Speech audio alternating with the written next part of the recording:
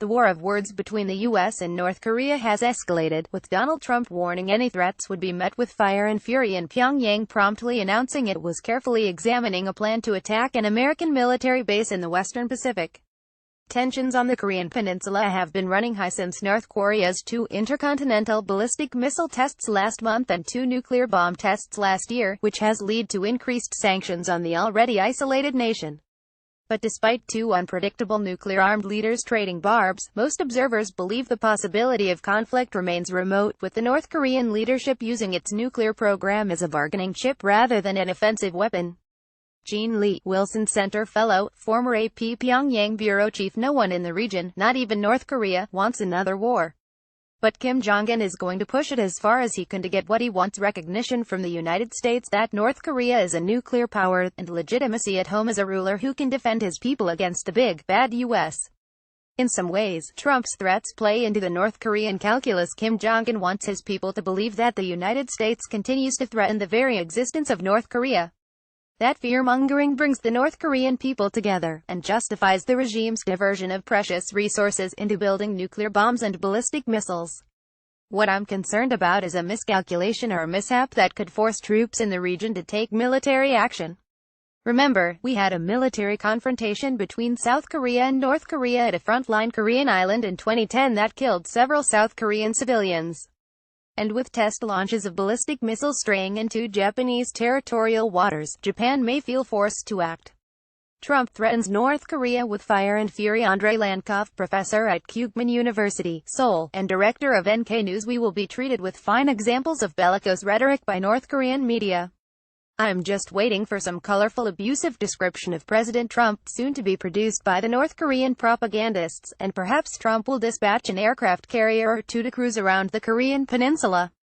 Once North Korea finishes development and deployment of a nuclear force capable of hitting the continental US, they might be ready to talk about a nuclear and missile freeze. The US should accept this option. There is a very little probability of conflict. But North Koreans are not interested in diplomacy. They want to get the ability to wipe out Chicago from the map first, and then they will be interested in diplomatic solutions. They will get such capability within a couple of years.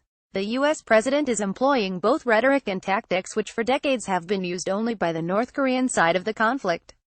On the North Korean side, it is business as usual. Of course, they repeat their promise to transform Seoul into the Sea of Fire every few years.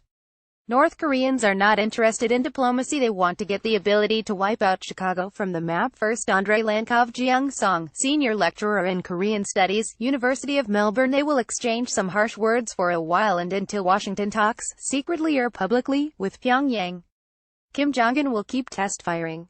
There is no military solution to the North Korean problem. North Korea wants to be recognized as a legitimate nuclear state by the US and establish diplomatic relations with the US. Constantly reminding the world and, especially the US, of their nuclear and missile capabilities is part of their regime survival calculations. All options are on the table for Pyongyang, and North Korea did propose peace talks with the US a number of times to end the 1953 armistice and replace it with a peace treaty. What North Korea is also trying to do is to break the South Korea alliance and undermine the new South Korean President Moon Jae-in's initiatives for improved inter-Korean relations. He's proposed numerous talks with North Korea, and Pyongyang has deliberately ignored Seoul's good gestures. Kim Jong-un wants to talk directly with Trump, undermining Moon, but the US is reluctant to talk with North Korea unless Kim denuclearizes or at least freezes its nuclear programs. It's wishful thinking that Kim will give up his nuclear power. Neither Russian President Vladimir Putin nor Xi Jinping, the Chinese president, would want another war in the Korean peninsula, and Kim Jong-un has no friends in international relations. He developed a very dangerous weapon that's threatening everyone, especially those in South Korea. If Trump doesn't want Kim to further develop his nuclear ambition, he has to sit down and talk with Kim.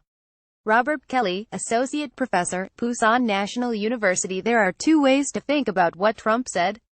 The optimistic way, if you're a Trump supporter, is that he's trying to be unpredictable. What this is really intended to do is pressure the Chinese, to signal to them that strategic patience is over. The less optimistic, and probably more accurate, reading is that this is Trump shooting his mouth off. There's rhetoric on both sides. It's like 2 bullies in the playground yelling at each other.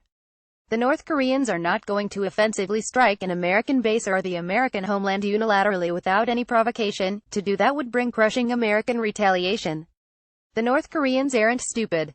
Their nuclear weapons are intended for defense, not offense. The North Koreans are worried about what happened to Gaddafi and Saddam Hussein. They are worried about the Americans leveraging change, and they know that nuclear weapons are guaranteed to prevent that from happening. That's what this is really all about. The Guam thing is another empty threat. But the North Koreans are not going to back down. They'll continue with the missile testing and make sure that the warhead has been miniaturized. They also need to make sure that the vehicles don't break up when they re-enter the atmosphere. In the meantime, they'll respond to American bluster with their own bluster. We're not used to unpredictability and anxiety coming from the American side of this relationship. That's why people are so unnerved. We're not used to POTUS talking like this. Guam, a 210-square-mile sovereign U.S. territory in the western Pacific Ocean, is used by America as a strategic military base. Almost a third of its land is controlled by the U.S. military and about 6,000 American troops are based there. The island's location, within range of North Korean medium and long-range missiles, and military significance to the U.S. make it a logical target for Pyongyang. As recently as Monday, 2 U.S. Air Force B-1B bombers flew from Guam to join their counterparts from South Korea and Japan for a mission over the Korean Peninsula, about 2,100 miles away. Read more. Thank you for your feedback. John Delury, North Korea expert, Yonsei University, Seoul. For all the bluster, there is no rational case for war, and sanctions have proved their inefficacy. So, if we want any progress, we are left with diplomacy. The U.S. message to Pyongyang should be, we want you to prosper, and maybe after you have prospered you will be able to let go of the nukes because you are feeling more confident and you are integrating into the region and you want to be like the rest of East Asia. But some people don't want progress.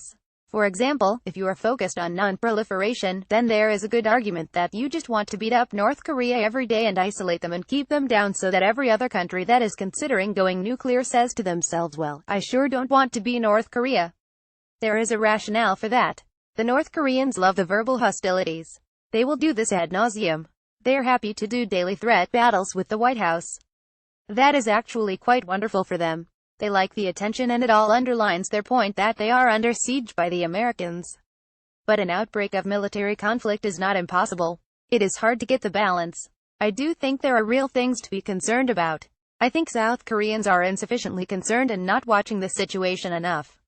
I think the South Korean government is being too quiet about this. Professor Andrew O'Neill, ballistic missile testing expert, Griffith University. Much will depend on North Korea's actions with respect to missile testing. If NK tests a nuclear device they tested two in 2016 after two watershed ICBM intercontinental ballistic missile testing in July, this will be highly provocative and place intense pressure on the U.S. and its allies, as well as China, to come up with additional measures to pressure Pyongyang. The problem here is that a Security Council sanctions haven't worked in restraining North Korea, and there is no appetite for carrying out military strikes against North Korean WMD installations for fear of triggering a wide conflict in Northeast Asia. President Trump's fire and fury comments, however, could be a game-changer in the sense that he may feel compelled to use military force to uphold U.S. credibility internationally. If he doesn't act in the face of a major North Korean provocation, his own credibility will take a big hit, which may in itself move him closer to military action. The cycle historically has been that both sides have become more risk-averse as conflict becomes more likely. The possibility this time around is that Kim Jong-un and Donald Trump may have too much confidence in their capacity to manage a crisis and de-escalate before a spiral gains traction. It's important to appreciate that Kim Jong-un's domestic circumstances also play a role. Turnover at senior levels of the regime is frequent and brutal, and Kim's position is not necessarily secure. He would be anxious about the potential for a Chinese-sponsored coup and his own power base. Standing up to the enemy, that is the foundation for NK's historical and contemporary threat narratives, i.e. the U.S. plays well with Kim's domestic base and probably helps to reinforce his control over the regime, the military and the party.